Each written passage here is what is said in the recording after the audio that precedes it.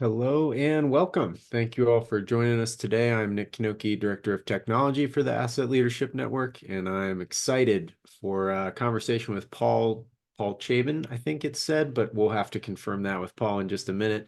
He's Director Development of B. Riley Advisory Services. Before we get to him, we are going to thank our patron members, Jacobs, Mantech, Onuma, ABS Quality Evaluations, and CGI, as well as all our organizational members.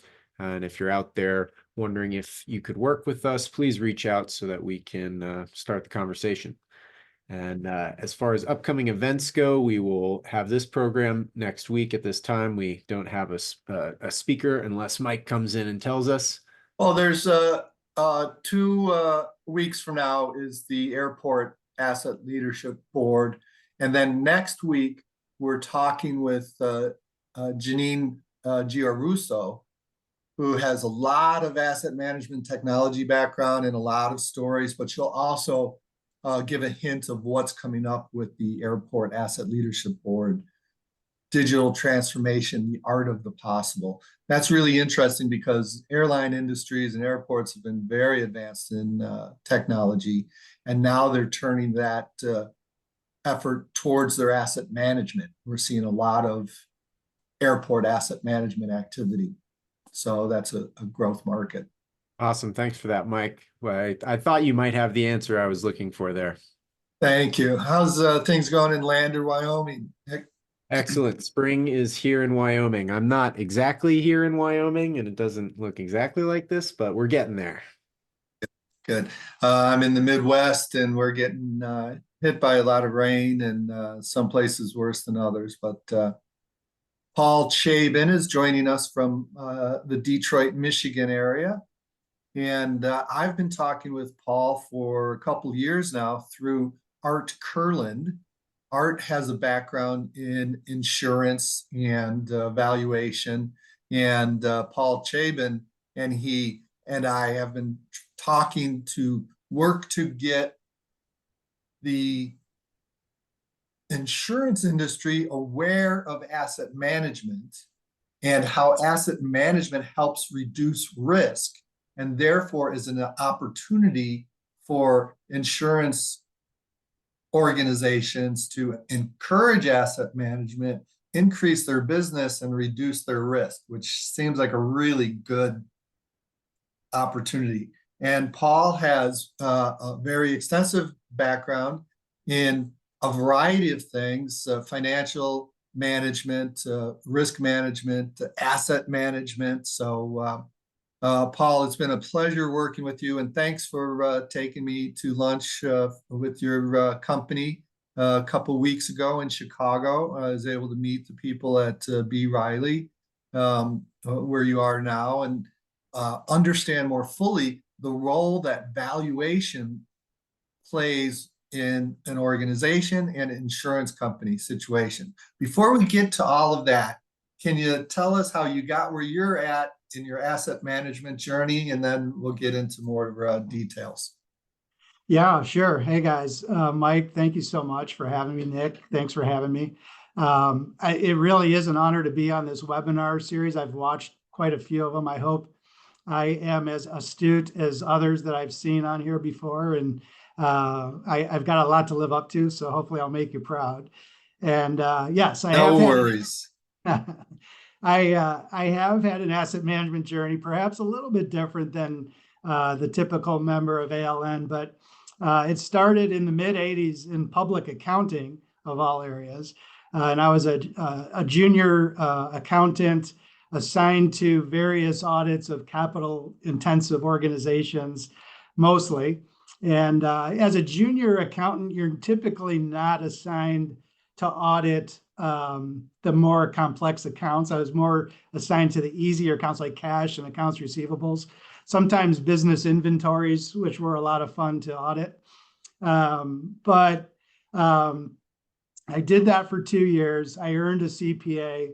I went back for my MBA in real estate finance in Indiana, worked for a mall developer as the property tax manager, and found myself in this world of property tax consulting.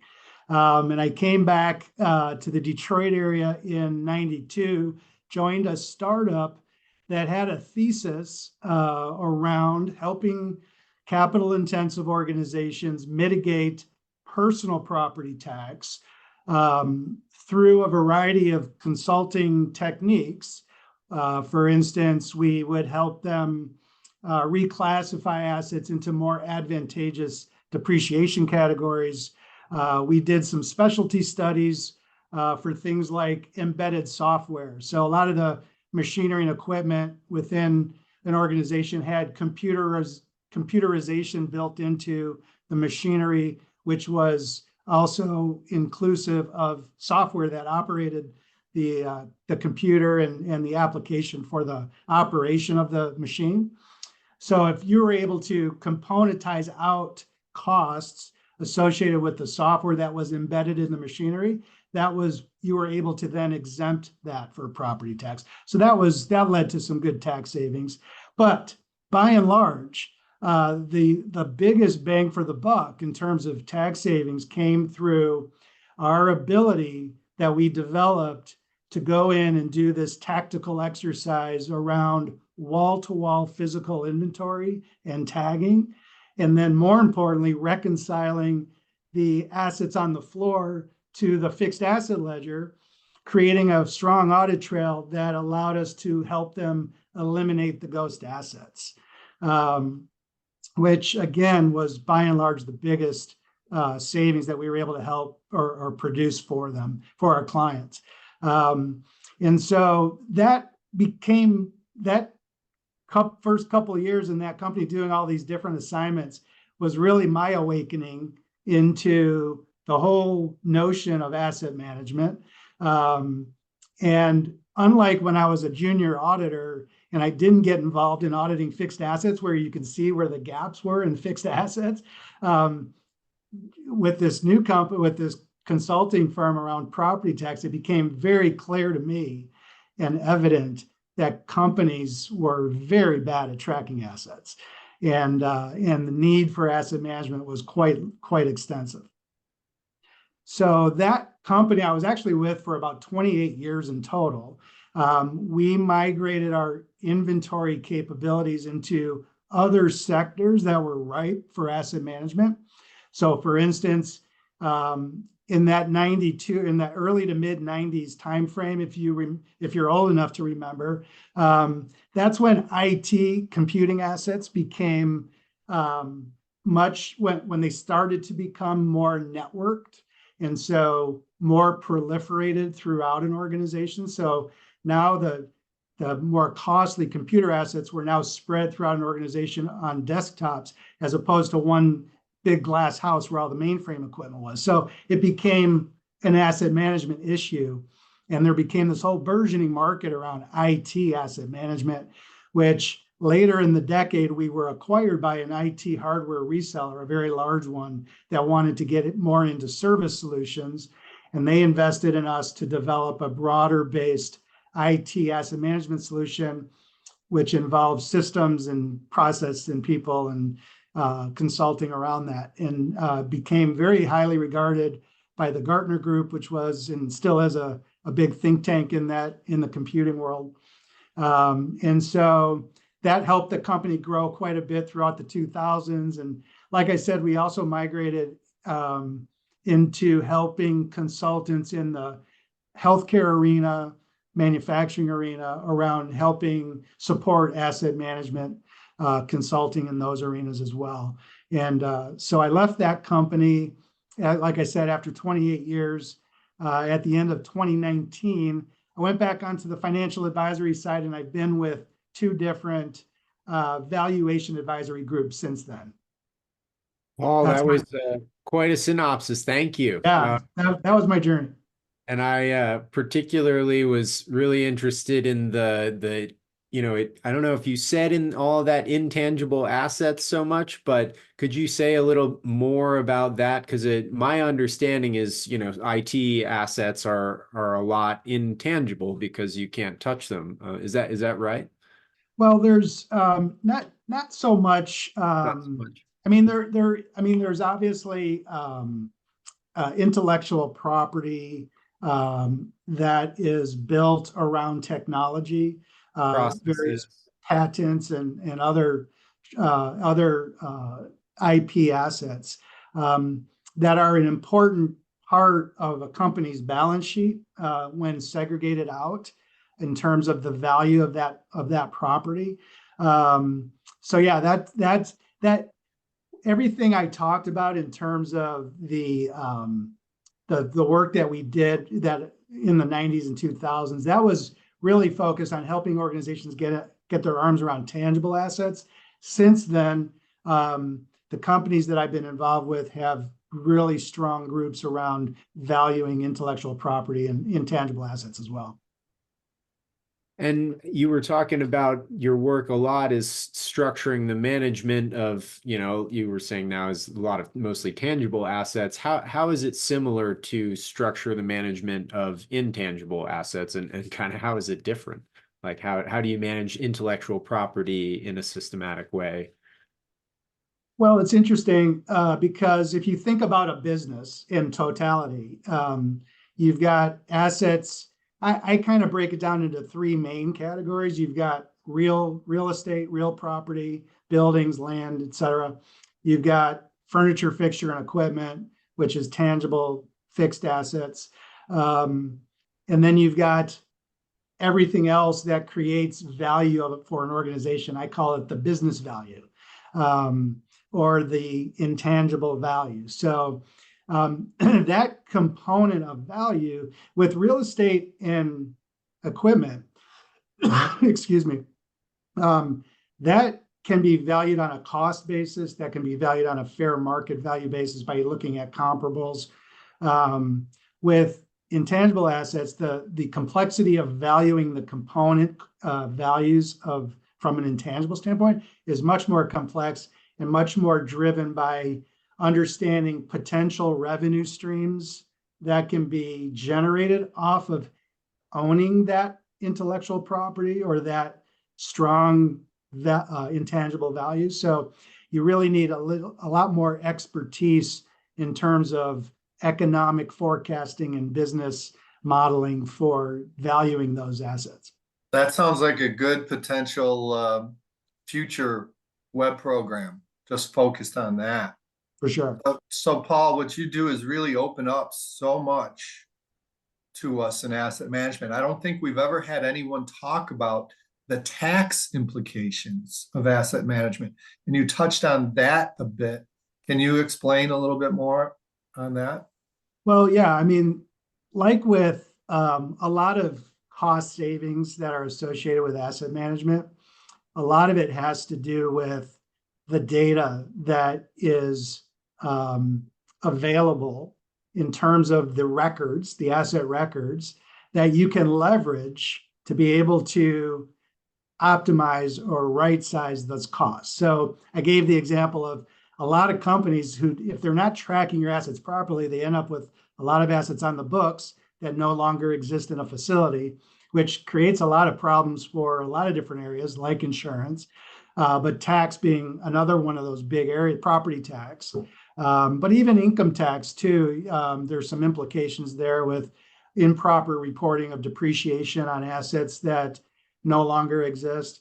A lot of times the book value of assets that are still on the books that no longer exist are zero book value, but sometimes not. From a property tax standpoint, there is no such thing as zero book value. There's always some residual that you get taxed on from a property standpoint. So having clean records is very important for that. Nick, this is all very new, isn't it? We've briefly touched on it. Should I put my question to Paul, Mike, or you? Right ahead. I was just saying, following up on the intangible part, just trying to wrap my head thoroughly around it.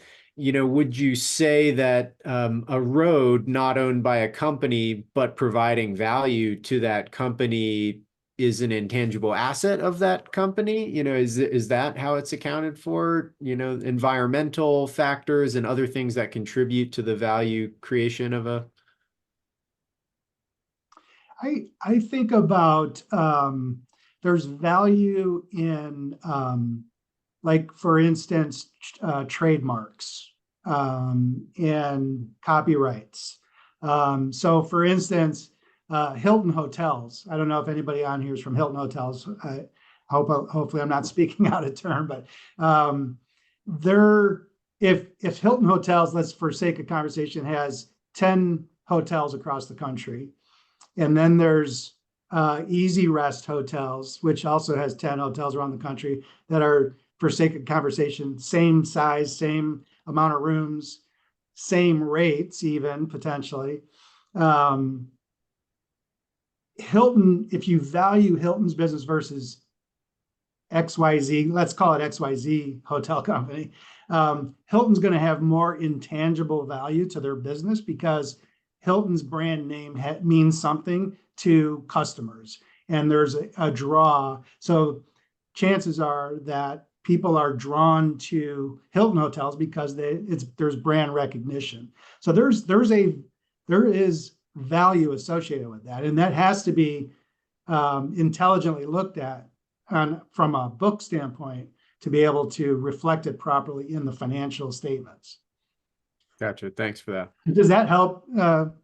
You understand that a little better? It helped me too, because then Hilton could decide to buy those 10, knowing that they would have a fuller reservation docket than XYZ hotel.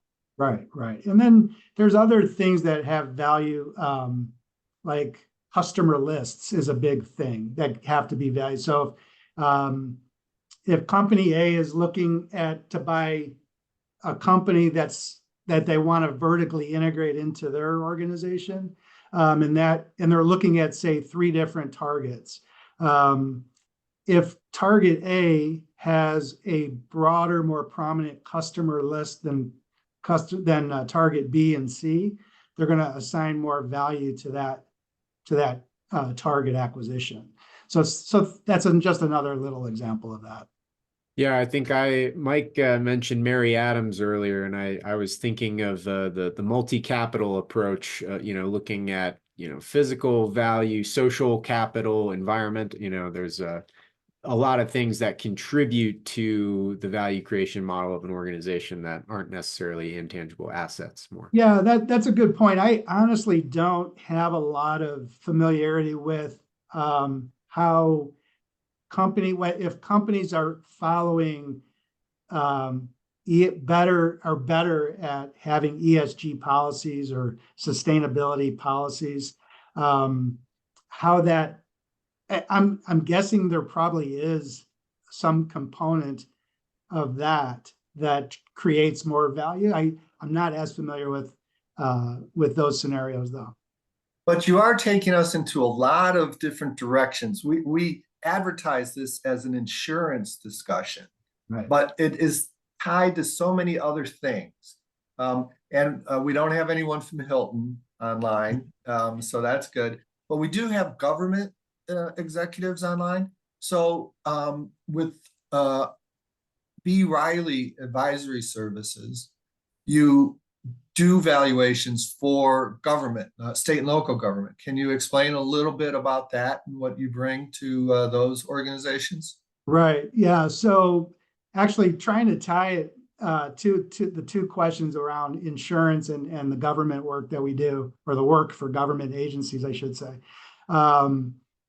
So in terms of this thing we call property insurance, I'm guessing a lot of people on the webinar are potentially experiencing some very significant impact around increasing costs for property insurance. The market for that has really skyrocketed in the last several years, which has led to a lot of the conversations that we've been having, Mike, in terms of helping organizations get a better advantage by having better asset management practices, trying to leverage that into better coverage terms and rates for property insurance. It's not as simple as we've been talking about and trying to uncover. It's not a simple task to integrate that into an ISO 55001 strategy. We're still working together to try to figure that out, and hopefully we can get there. But suffice it to say that the market for property insurance is extremely tight right now. And what's happening is that the insurance carriers are getting much more strict than they've ever been in my career. Well, in the probably 10 to 15 years previous to 2020, let's say, in terms of the information that they're demanding and sometimes requiring from their policyholders when they go to renew their property insurance.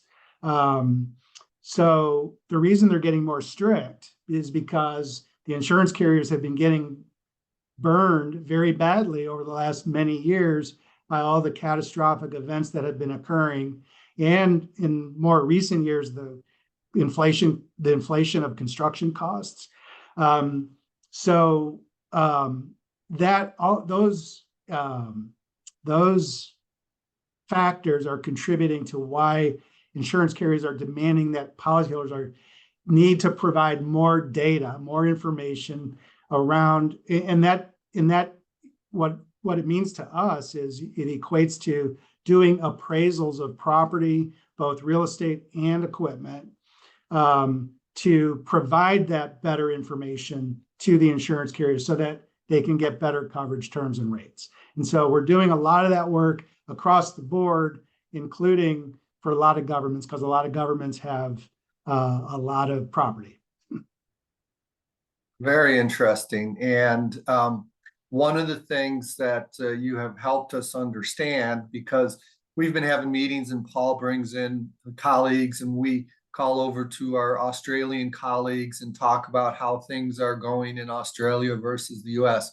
But one of the people you brought to the table was talking about the value of speed of recovering your property after a catastrophic disaster. And if you have all of your asset management ducks in a row, the insurance companies can act faster and restore you to wholeness quicker.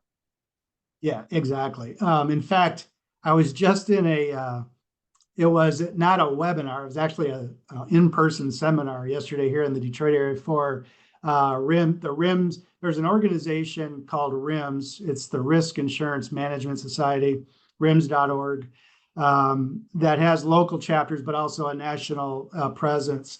So I was at the local chapter yesterday, and they had some very good speakers from a couple of big insurance carriers talking about the claims process. And these two people were in their underwriting department. And the whole notion of what I just described of needing more information was talked about. But what was interesting in this seminar was how they were talking about the need not just to present the information, not what they're presenting necessarily, but how they're presenting it. So it's almost like all the properties stand alone in terms of the picture that they represent from a risk of loss standpoint. And it all depends on where it's located, how susceptible it is to different types of storms and in all these sorts of things that affect the possibility or the potential for risk or for damages, risks of loss. And so they were really stressing the need to communicate very well with your brokers and your carriers on the information that you're providing so that you can paint as clear a picture as possible about what the property, where it sits and how it's vulnerable. That's or not vulnerable. right.